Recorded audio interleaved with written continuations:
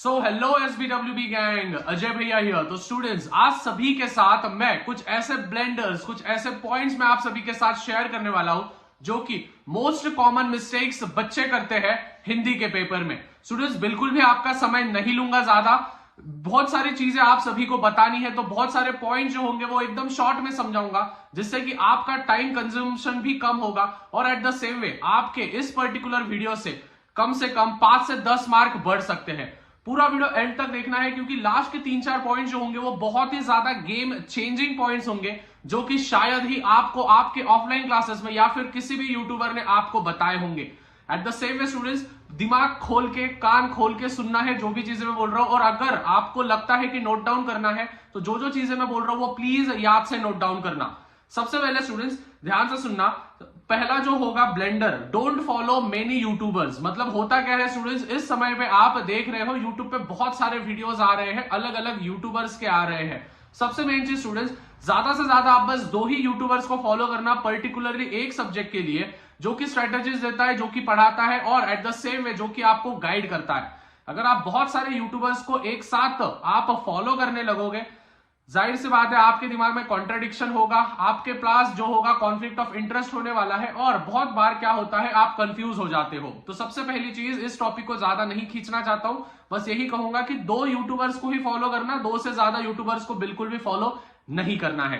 Step number 2, choose correction section two do first. मतलब कि जो भी सेक्शन आपको पहले शुरू करना है, you have that full authority, you have that full right कि आप वो सेक्शन सबसे पहले शुरू कर सकते हो। मतलब कि मेरे को अगर व्याकरण पहले शुरू करना है तो व्याकरण में पहले शुरू कर सकता हूं, मेरे को अगर उपयोजित लेखन शुरू करना है तो उपयोजित लेखन भी मैं सबसे पहले शुरू कर सकता हूं। तो ये टोटली आप पे डिपेंड होगा, but the thing is that आपको वो पूरा की पूरा सेक्शन खत्म करना है।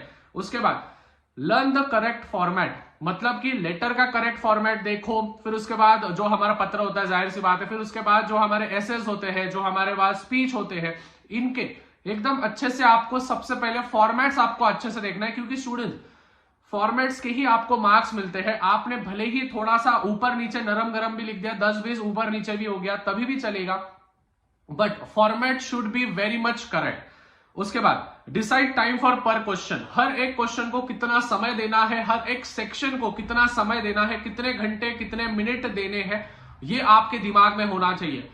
क्योंकि स्टूडेंट्स पहले ही बोल दूं, हिंदी का पेपर ये लेंथी पेपर होगा इंग्लिश जैसा। बहुत सारे बच्चों का यही कमेंट्स आ रहा था कल के पेपर में कि भैया इंग्लिश का पेपर बहुत ही ज्यादा लेंथी था, हमको समय नहीं मिला, या फिर 5 मिनट पहले 10 मिनट पहले हमारा पेपर हुआ और हम पेपर को अच्छी तरीके से चेक नहीं कर पाए। तो ये चीजें ध्यान में रखना है। उसके बाद right only what is required, ठीक है, वर्ड लिमिट पे ध्यान रखना स्टूडेंट्स, जितना आपको लिखना चाहिए उतना ही लिखना। कल मैंने एक कमेंट देखा, एक बच्चे ने, एक नमूने ने कमेंट किया था, भैया मैंने ना 3 पेज लेटर लिखा, मेरे को आउट ऑफ मार्क मिलेंगे क्या? वैसा नहीं होता है। आपको एक चीज ध्यान में रखनी है, जितना जिसको वैल्यू है उतना ही उसको वैल्यू देना चाहिए, जिसको जितना वैल्यू नहीं है उसको वैल्यू नहीं देना चाहिए। तो मैं सभी स्टूडेंट्स को यही कहूंगा, वर्ड लिमिट पे स्टिक रहो। लेटर को आपको 1 से 1, मतलब 1 पेज के अंदर आपको खत्म करना है तो 1 ही पेज के अंदर खत्म करना है। ऐसे जिसको ज्यादा मार्क है, अगर उसको 1.5 पेज में खत्म करना है तो 1.5 ही पेज में खत्म करना है, 3, 3.5, 4 पेज में मत जाओ। ऐसा नहीं होता है कि ज्यादा लिखोगे तो ज्यादा मार्क मिलेगा, ऐसा कोई भी नहीं है। तो मैं तो फिर पूरा की पूरा लिख देता था, लिखते बैठता था 3 घंटे, वैसा नहीं होता है। So stick to the word limit.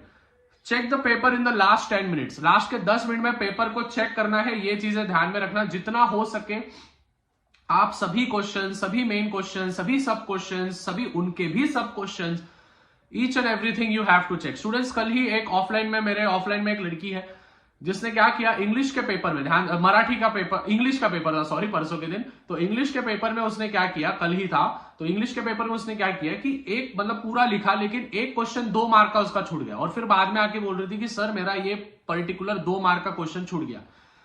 Personal response था वो, उसमें बस पर्सनल रिस्पॉन्स में उसको लिखना था, सेमी मीडियम की स्टूडेंट्स थी, तो उसका क्वेश्चन छूट गया, 2 मार्क का क्वेश्चन। तो मैं सभी से यही निवेदन करूंगा कि चेक कर लेना कि क्या बचा है क्या नहीं बचा है।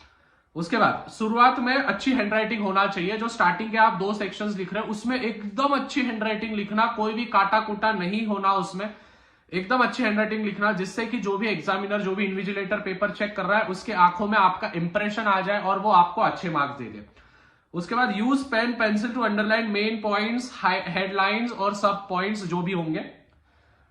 अंडरलाइन करना है जो भी मेन पॉइंट्स होंगे, जो भी मेन सपोज फॉर एग्जांपल अगर आप पत्र लिख रहे हो तो पत्र में जो सब्जेक्ट होता है उसको अंडरलाइन करना। हाँ भाई, और एक चीज, पत्र की जो डेट है, ठीक है, पत्र की जो डेट है वो हिंदी में ही डेट होना चाहिए।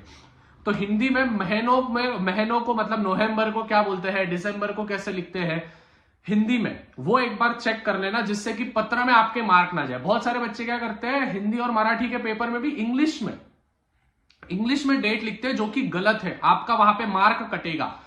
तो इसलिए बोल रहा हूं स्टूडेंट्स, ये आपके ऑफलाइन में किसी ने नहीं बताया होगा।